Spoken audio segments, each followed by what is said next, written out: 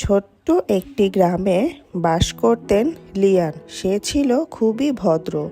তার একটি ছোট্ট কুকুর ছিল। সে সবসময় তার কুকুরের সাথে খেলতো।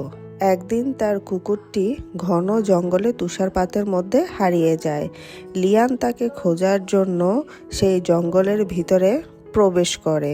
লিয়ানের হাতে ছিল শুধুমাত্র একটি হারিকেন। সেই হারিকেন দিয়েই সে তার কুকুরটিকে খুঁজতে বের হয়। লিয়ান হারিকেনটি হাতে নিয়ে গভীর জঙ্গলের ভিতরে খুঁজতে থাকে তার কুকুরটিকে। হঠাৎ করে গাছ থেকে তুষারপাতগুলো তার উপরে পড়তে থাকে। এদিকে তার কুকুরটি একটি গুহার ভিতরে একটি বরফ জমা হরিণকে দেখতে পায়। অবশেষে লিয়ান তার কুকুর ছানাটিকে খুঁজে পায়। কুকুর ছানাটি তাকে কিছু একটা বলছিল। কুকুর ছানাটি সে লিয়ানকে নিয়ে একটি গভীর গুহার ভিতরে চলে যায়। তারা দুজন গুহার ভিতরে হাঁটছিল। গুহার ভিতরে অনেক বড় বড় পাথরের স্টোন ছিল। কুকুরটি ধীরে ধীরে লিয়ানকে সেই হরিণের কাছে নিয়ে যায়। লিয়ান দেখে বরফের মধ্যে একটি হরিণ জমা হয়ে রয়েছে। সে সেখান থেকে বের হতে পারছে না। কুকুর ছানাটি তখন লিয়ানকে বলে, তুমি এই হরিণ ছানাটিকে বাঁচাও।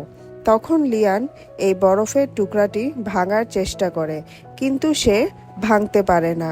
তারপর সে এত জোরে এটাকে আঘাত করে যে এর বাহিরের বরফগুলি ভেঙে যায়। তারপর সে সেখানে আবারও আঘাত করতে থাকে এবং সে দেখতে পায় সেই হরিণের যে বরফের টুকরোটা ছিল সেটা ধীরে ধীরে গলতে শুরু করেছে।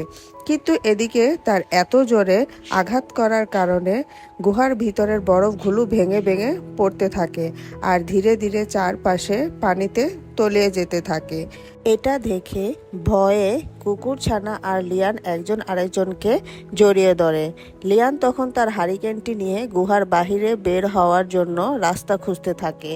তারপর হরিণ, লিয়ান আর ডগ একসাথে সেই গুহার ভিতর থেকে বের হয়ে আসে। হরিণ ছানাটি লিয়ান আর কুকুরটিকে ধন্যবাদ জানায় তার জীবন বাঁচানোর জন্য।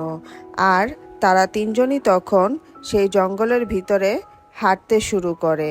বাহিরে বের হওয়ার পর তারা দেখে চারপাশ পাহাড় সবকিছু বরফে একদম জমা হয়ে গেছে।